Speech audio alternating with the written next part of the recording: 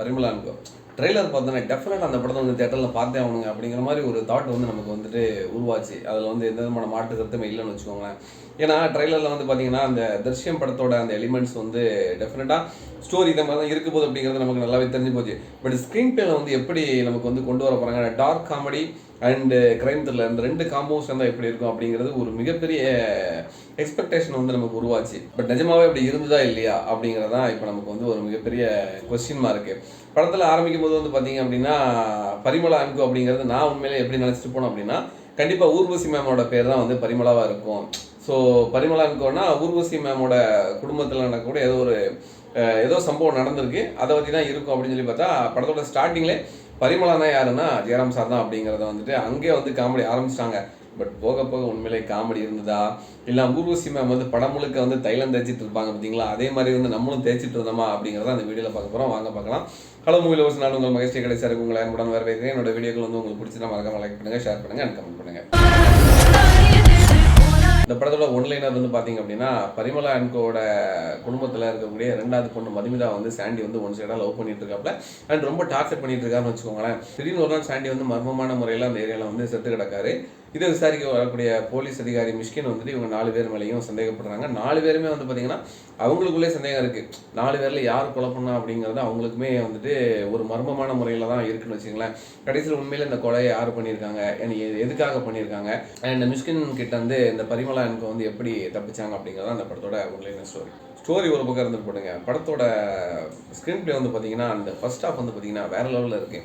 அந்த middle class ஃபேமிலியில் இருக்கக்கூடிய அந்த ரெகுலர் கஷ்டங்கள் இருக்குது பார்த்தீங்களா, அந்த விஷயங்களை வந்துட்டு டேரக்டர் பாண்டியராஜ் வந்து ரொம்ப அழகாக வந்துட்டு காமிச்சிருக்காரு. அக்கா தங்கச்சிக்குள்ளே வரக்கூடிய சண்டைகள் ஆகட்டும், அதுக்கப்புறம் ஒவ்வொரு விஷயத்துலையுமே ஜெயராம் வந்து பர்ஸை வந்து அந்த ரூபா நோட்டை வந்து எண்ணி பார்த்து வந்து செலவழிப்பார். இந்த மாதிரி விஷயங்கள்லாம் வந்து பார்த்திங்கன்னா செம்ம ஹியூமராக சொல்லியிருக்காரு. அதுக்கப்புறம் அந்த வீட்டோட ஹவுஸ் ஓனராக வரக்கூடிய யோகி பாபா வரக்கூடிய சின்ன சின்ன விஷயங்களில் வரக்கூடிய அந்த ஹியூமர் இதெல்லாம் வந்து பார்த்திங்கன்னா ஃபர்ஸ்ட் ஹாஃபில் வந்து ரொம்ப நல்லா ஒர்க் அவுட் ஆகிருக்கு அண்ட் ஃபர்ஸ்ட் ஹாஃப் வந்து ரொம்ப என்கேஜாக போயிருக்கு அப்படிங்கிற மாதிரி தான் சொல்லலாம். பட் ப்ராப்ளமே வந்து பார்த்திங்கன்னா அந்த சாண்டி கொலைக்கு அப்புறம் நடக்கக்கூடிய அந்த கேட் அண்ட் மவுஸ் கேம் இருக்குது பார்த்தீங்களா, ஸோ அங்கே தான் வந்து பார்த்திங்கன்னா படம் வந்து லைட்டாக வந்து லேக் ஆகிற மாதிரி ஆரம்பிக்குது. அவங்க வீட்டில் வச்சு பேசக்கூடிய நிறைய சீன்ஸ் வந்து பார்த்திங்கன்னா பேசுகிறாங்க பேசிகிட்டே இருக்காங்க. சரி, பேசுகிறது ஒரு பக்கம் இருக்கட்டும், அது ஏதாவது வந்துட்டு யூஸ்ஃபுல்லாக இருக்கான்னு சொல்லி கேட்டிங்கன்னா பெருசாக வந்துட்டு அந்த நேரேஷனுக்கு வந்து யூஸ் ஆன மாதிரியும் தெரியல. சரி, இன்வெஸ்டிகேட் பண்ணக்கூடிய ஆஃபீஸர் வந்து பார்த்தீங்கன்னா அவர் இன்வெஸ்டிகேட் பண்ணக்கூடிய விதம் வந்துட்டு அதில் வந்து கரெக்டாக இருக்கான்னு சொல்லி கேட்டிங்கன்னா கரெக்டாக இல்லை. அதுக்கு ரீசன் வந்து கிளைமேக்ஸில் சொல்லுவாங்கன்னு வச்சுக்கோங்களேன், அது ஒரு பக்கம் இருந்துட்டு போட்டோம். பட் படம் வந்து பார்த்திங்கன்னா நிஜமாவே கிரைம் த்ரில்லரா இல்லைனா வந்து டார்க் காமெடியா, இல்லை டார்க் காமெடியில் ஒரு கிரைம் த்ரில்லர் கொண்டு வந்திருக்காங்களா அப்படி நினச்சிட்டு இருந்தா இது எதுவுமே கிடையாதுன்னு சொல்லி எல்லாத்தையும் அப்படி அழிச்சிட்டு இல்லை நாங்கள் ஒரு சோசியல் மெசேஜ் தூக்கி உள்ளே வச்சுருக்கோம்னு சொல்லிட்டு படம் வந்து பார்த்திங்கன்னா வேறு ரூட்டில் ட்ராவல் ஆகி போயிட்டு இருக்கு. கடைசியில் படம் முடித்து வெளியில் வரும்போது பார்த்திங்கன்னா உண்மையிலே நம்ம என்ன படம் பார்த்தோம், கிரைம் த்ரில்லர் பார்த்தோமா, டார்க் காமெடி பார்த்தோமா, இன்னும் சோசியல் மெசேஜ் படம் பார்த்தோமா அப்படின்னு யோசிக்கிற அளவுக்கு நம்மளை வந்து டேரக்டர் வந்து கன்ஃபியூஸ் பண்ணி விட்டுருக்காரு அப்படிங்கிற மாதிரி தான் எனக்கு வந்து பர்சனலி தோணுது. ஸோ ஒரு லட்டு மாதிரியான ஒரு கதைங்க, செம்மையான கிரைம் த்ரில்லர் கான்செப்டுங்க. இதை வச்சு செம்மையாக அவர் டார்க் காமெடி பண்ணாலும் பரவாயில்ல, இதை வந்து பார்த்தீங்கன்னா ஒரு இன்வெஸ்டிகேஷனை வச்சு செம்மத்தனமாக பண்ணியிருக்கலாம். பட் அந்த விஷயத்தில் வந்து டேரக்டர் வந்து கோட்டை விட்டுறாரோ அப்படிங்கிற மாதிரி தான் எனக்கு வந்து பர்சனலாக தோணுதுங்க. ஸோ அடுத்த ஆக்டிங் வைஸ் பார்த்தோம் அப்படின்னா ஜெயராம் ஊர்வசியோட காம்போ வந்து பஞ்சதந்திரத்துக்கு அப்புறம் வந்து இந்த படத்தில் வந்து 2 பேருமே காம்போ வந்துட்டு ஒன்றா நடிச்சிருக்காங்க. இவங்களோட காம்போ நிஜமாவே வந்து பார்த்தீங்கன்னா ஃபர்ஸ்ட் ஹாஃபில் வந்து ரொம்ப அதிகமாகவே ஒர்க் அவுட் ஆகிருக்குன்ற மாதிரி சொல்லலாம். பட் செகண்ட் ஹாஃபில் வந்து பார்த்தீங்கன்னா எங்கே போச்சுனே தெரிலங்க. இவங்க 2 பேருக்கும் அந்த ஹியூமர் வந்து செகண்ட் ஹாஃபில் வந்து இன்வெஸ்டிகேஷனால ஒர்க் அவுட் ஆகலையா இல்லை செகண்ட் ஹாஃபில் வந்து உண்மையிலே இவங்க 2 பேரையும் டேரக்டர் வந்துட்டு மறந்துட்டாரா அப்படிங்கிற மாதிரி தான் நமக்கு தோணுது. அடுத்து வந்து பார்த்தீங்கன்னா இவங்களோட 2 பசங்க பராசக்தியும் மதுமிதா உண்மையிலே வந்து பார்த்தீங்கன்னா இந்த 2 பேரும் அக்கா தங்கச்சியோ அப்படிங்கிற மாதிரி தான் நமக்கு வந்துட்டு இந்த படம் பார்த்ததுக்கப்புறம் தோணுது. ஏன்னா 2 பேரும் வந்து பார்த்தீங்கன்னா இந்த படத்தில் அக்கா தங்கச்சியாவே வாழ்ந்திருக்காங்க. என்ன அடி, ஒரு எதுனாலும் சரி 2 பேரும் அடி பின்னி பெடல் எடுத்துருக்காங்க அப்படிங்கிற மாதிரி தான் சொன்னோம். 2 பேரில் யாருக்கு அதிகமாக அடிபட்டிருக்கும் அப்படிங்கிற மாதிரி சொல்ல. எப்போவுமே வந்து பார்த்தீங்கன்னா எல்லா வீட்லேயும் தங்கச்சி தான் அக்காவை அடிப்பாங்க. இந்த படத்துல அந்த மாதிரி தான் நடந்திருக்க மாதிரி தான் நமக்கு வந்து ஸ்கிரீனில் பார்த்தா தெரியுது. அண்ட் உண்மையில பராசக்தியோட கேரக்டர் வந்து ஆரம்பத்தில் வந்து ரொம்ப போல்டாக காமிச்சிருக்காங்க. ஒரு சில சீன்ஸ் வந்து நடக்கும், அந்த சாண்டியோட ஒரு சில சீன்ஸ் நடக்கும் பார்த்தீங்களா, அதுக்கப்புறம் உண்மையிலே வந்துட்டு இவங்களோட கேரக்டராக வந்து பெருசாக வந்துட்டு ரைட்டப்பில் இல்லையோ அப்படிங்கிற மாதிரி தான் தோணுது. டேரக்டர் வந்து அதுக்கப்புறம் இவங்களுடைய போல்டாக தெரியக்கூடிய அந்த எந்த விதமான சீனுமே வந்துட்டு இந்த படத்தில் இல்லை. அதே மாதிரி தான் மதுமிதா இவங்களாம் வந்து பேசும்போது கொஞ்சம் எடிட்டர்கிட்ட லைட்டாக வந்து 2x போட்டு விடுங்களாம்ப்பா, இவங்க பேசுறது ரொம்ப ஸ்லோவாக இருக்குது அப்படிங்கிற மாதிரி தான் நமக்கு வந்து சொல்ல தோணுது. அந்தளவுக்கு வந்து மெதுவாக பேசுகிறாங்க. சொல்லுங்க சொல்லுங்க அப்படிங்கிற மாதிரி தான் நமக்கு வந்து தோணுது. கொஞ்சம் ஸ்பீடு ஏற்றி விடுமாமே அப்படிங்கிற மாதிரி தான் நமக்கு வந்து சொல்ல தோணுது இவங்கெல்லாம் பேசும்போது. ஸோ ஓவரால் வந்து பார்த்தீங்கன்னா இந்த 2 பேரோட பெர்ஃபார்மன்ஸ் வந்து பார்த்தீங்கன்னா அவங்க கொடுத்தது நல்லா பண்ணிருக்காங்க, பட் கொஞ்சம் நல்லா பண்ணியிருக்கலாம் அப்படிங்கிற மாதிரி தோணுது. அடுத்து வந்து பார்த்தீங்க அப்படின்னா மிஸ்கின் சார் மனுஷன் வந்துட்டு ஒரு நக்கல் நையாண்டி கலந்த ஒரு இன்வெஸ்டிகேஷன் ஆஃபீஸராக வந்துட்டு போலீஸ் ஆஃபீஸராக அந்த படத்தில் வச்சிருக்காரு. இவர் இன்வெஸ்டிகேஷன் பண்ணும்போது ரொம்ப லெத்தாஜிக்காக போவார். அதுக்கு ரீசன் வந்து கடைசியில் தெரியும்னு வச்சுக்கலாம், அது ஒரு பக்கம் இருந்துட்டு போட்டோம். பட் நமக்கு பார்க்கும்போது என்னடா மனுஷன் இன்வெஸ்டிகேட் பண்ணுறாரா இல்லை வந்துட்டு உண்மையிலே வந்துட்டு போலீஸ் ஆஃபீஸராக இருந்துக்கிட்டு வடை பஜ்ஜி சமோசா போண்டா பானிபூரி சாப்பிட்றதுக்கு தான் வந்துட்டு லைட்டாக அந்த ஜீப்லலாம் சுற்றிட்டு இருக்காரு அப்படிங்கிற மாதிரி மனுஷன் வந்துட்டு அதை மட்டும்தான் சாப்பிட்டுட்டு இருப்பாருன்னு வச்சுங்களேன். லைட்டாக வந்துட்டு பரிமளா அன்கோ வீட்டுக்கு ஏத்தாப்புல வந்து நின்று ஏதாவது ஒன்று சாப்பிட்டுக்கிட்டே இருப்பாப்புல, எப்போ பார்த்தாலும் சாப்பிட்டுக்கிட்டே இருப்பார். இன்வெஸ்டிகேஷன் பண்ணுறாங்க இல்லையா, கொஞ்சம் இன்வெஸ்டிகேஷன் பண்ணுங்க சார், நம்மளே சொல்லிடலாம் போல ஃபோன் பண்ணிட்டு, சார் இந்த கேஸை கொஞ்சம் முடிச்சு கொடுங்க சார் டக்குன்னு, எனக்கு டைம் ஆகுது, படத்தை முடிச்சு நாங்கள் போகணும் அப்படிங்கிற மாதிரி தான் நமக்கு வந்து சொல்ல தோணுது.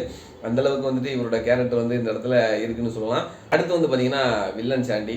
இவர் வந்து நிறைய படத்தில் வந்துட்டு இந்த வில்லன் ரோலில் வராரு பார்த்தீங்களா, அதனால தான் இந்த படத்தில் வில்லன் ரோலில் போட்டிருக்காங்க. அதை ஒத்துக்கிறேன், இல்லைன்னு சொல்ல வரல. இருந்தாலும் வில்லனாக வராருப்பா, அவருக்கு கொஞ்சம் ரெஸ்பெக்ட் கொடுக்கணுமா. சட்டுப்பட்டுன்னு வந்துட்டு அவரை வந்து மர்டர் பண்ணி விட்டீங்க.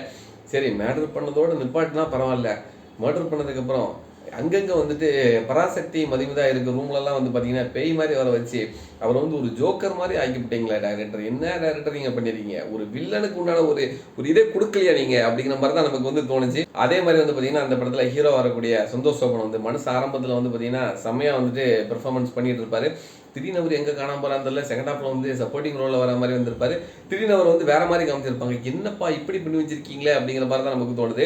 அதுக்கப்புறம் யோகி பாபுவோட நேம்லாம் வந்து பார்த்தீங்கன்னா வேற மாதிரி டேரக்டர் பண்ணியிருப்பாரு. நீங்களே படத்தை பார்த்து தெரிஞ்சுங்க, நான் வந்துட்டு அதை சொல்லி வந்து ஸ்பாய்லராக்க வரும்போல நீங்களே அந்த வந்து படம் பார்க்கும்போது புரிஞ்சுக்கிடுங்க. இப்படியாக அந்த படத்தில் நடித்த எல்லா நடிகர்களுமே வந்து பார்த்தீங்கன்னா ஒரு மாதிரி எடுத்து அப்படியே ரைட்டப் வந்து பண்ணி வச்சிருக்காரு அப்படிங்கிற மாதிரி தான் நமக்கு வந்து தோணுதுங்க. ஸோ டெக்னிக்கலி வந்து பார்த்தீங்கன்னா இந்த படத்தோட சினிமாட்டோகிராஃபி ஜார்ஜ் வில்லியம்ஸ் தான் பண்ணியிருக்காரு. ஸோ நேரேஷனுக்கு தகுந்த மாதிரி வந்துட்டு அந்த சஸ்பென்ஸ், அதுக்கப்புறம் ஒவ்வொரு கேரக்டர் வந்து க்ளோஸ் அப் ஷாட்லாம் காமிக்கும் போது வந்து பார்த்தீங்கன்னா அவங்களுக்கு வந்து அந்த பயத்தை வெளிப்படுத்துறது, அந்த நேரேஷனில் வந்துட்டு ஒரு சஸ்பென்ஸை வந்து அப்படி ட்ராவல் பண்ணுறது, இந்த மாதிரி விஷயத்தில் வந்துட்டு நல்ல நீட்டாக வந்து ஒர்க் பண்ணியிருக்காரு. அண்ட் அதே மாதிரி வந்து பார்த்திங்கன்னா அந்த ஏரியா வந்து காமிக்கிறதுலாம் வந்து பார்த்திங்கன்னா செம்மையாக வந்துட்டு அந்த பட்டினப்பாக்கம் ஏரியாவை காமிக்கிறது, அந்த மாதிரி விஷயங்கள்லாம் வந்து பார்த்திங்கன்னா சூப்பராக பண்ணியிருக்காரு அப்படிங்கிற மாதிரி தோணுது. அடுத்து மியூசிக் வந்து பார்த்திங்கன்னா ஃபாக்ஸ் அந்த வாட்சை விட அந்த சாங்கை தவிர பெருசாக நமக்கு வந்து அந்த இது கனெக்ட் ஆகல. டெஃபினட்டாக இது வந்து நியூ டேலண்ட், டெஃபினட்டாக நான் வந்து அப்ரிஷியேட் பண்ணி தாங்கணும். ஸோ இவங்களோட அடுத்தடுத்த மூவிஸ் எப்படி இருக்குங்கிறத பார்க்கறதுக்கு நான் ரொம்ப ஆர்வமாக இருக்கேன். அதே மாதிரி வந்து பார்த்திங்கன்னா எடிட்டிங் வந்து பார்த்தீங்கன்னா பிரதீப் ராகவ் வந்து கொஞ்சம் ஒரு டேபிளில் லைட்டாக கத்திரி போட்டிருக்கலாமோ அப்படிங்கிற மாதிரி தான் நமக்கு தோணுது. செகண்ட் ஹாஃப் வந்து ரொம்ப லேகாக இருக்குங்க. முன்னாடி சொன்ன மாதிரி தான் ஃபர்ஸ்ட் ஹாஃப்ல இருந்து அந்த ஒரு விஷயம் வந்துட்டு செகண்ட் ஹாஃப்ல வந்து இல்லை, லைட்டாக கத்திரி போட்டுருந்தாங்க அப்படின்னா அதையும் லைட்டாக வந்து நமக்கு வந்து கொஞ்சம் இன்ட்ரெஸ்டிங்காக கொண்டு போயிருக்கலாமா அப்படிங்கிற மாதிரி தான் தோணுது. ஸோ ஓவரால் வந்து பார்த்தீங்கன்னா ஒரு லட்டு மாதிரியான ஒரு செம்மையான கான்செப்ட்டுங்க. இந்த கான்செப்டை வச்சு பார்த்தீங்கன்னா கம்ப்ளீட்டாக கிரைம் த்ரில்லர் எடுத்துருக்கலாம். எப்படி நமக்கு வந்து மலையாளத்தில் வந்துட்டு ஜீது ஜோசப் சார் வந்துட்டு எப்படி வந்து கிரைம் த்ரில்லரில் வந்து கண்டினியூட்டியாக படம் எடுத்துக்கிட்டே இருக்காரு, அந்த மாதிரியான ஒரு கான்செப்ட் எடுத்து கிரைம் த்ரில்லராக போயிருக்கலாம். இல்லை பாண்டியராஜ் சாரோட அவரோட ஃபிலிமோகிராஃபி வந்து பார்த்தீங்கன்னா ஒரு குடும்பங்கள் கொண்டாடும் வெற்றியாக தான் எல்லா படத்தையுமே எடுத்திருப்பாருன்னு வச்சுக்கலாம். ஸோ அந்த மாதிரி போய் அதில் வந்து லைட்டாக டார்க் காமெடியை போட்டு ஏதாவது ஒன்று பண்ணி வேறு மாதிரி வந்து ஸ்க்ரீன் பிளே கொண்டு வந்திருக்கலாம் வச்சுக்கலாம். இது எதுவுமே இல்லாமல் நான் புதுசாக வித்தியாசமாக ட்ரை பண்ணணும்னு சொல்லி டார்க் காமெடியை தூக்கி கிரைம் த்ரில்லருக்குள்ளே கொண்டு வந்து கடைசி படம் வந்து பார்த்தீங்கன்னா இது ரெண்டும் எதுவுமே கிடையாது அப்படின்னு சொல்லி எல்லாத்தையும் முழுசாக அழிச்சிக்கிட்டு படம் வந்து பார்த்தீங்கன்னா சோசியல் மெசேஜ் நோக்கி ட்ராவல் ஆகுது. சோசியல் மெசேஜ் உண்மையிலே நல்லது தான், அது வந்து இந்த இப்போ இருக்கிற நிலைமைக்கு வந்து டெஃபினட்டாக தேவை தான். அதில் வந்து எந்த விதமான மாட்டு கருத்துமே இல்லைன்னு வச்சுக்கலாம்.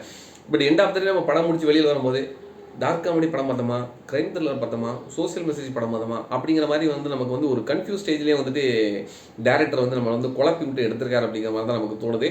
ஸோ எனக்கு வந்து இந்த படத்தை பெருசாக கனெக்ட் ஆகலை. இன்கேஸ் நீங்கள் இந்த படம் பார்த்துருந்தீங்க அப்படின்னா உங்களோட ஒப்பீனியன் என்ன அப்படிங்கிறத மறக்காம கமெண்ட் பாக்ஸ் சொல்லுங்கள். மீண்டும் இன்னொரு வீடியோவில் சந்திக்கலாம். டாடா பாய்.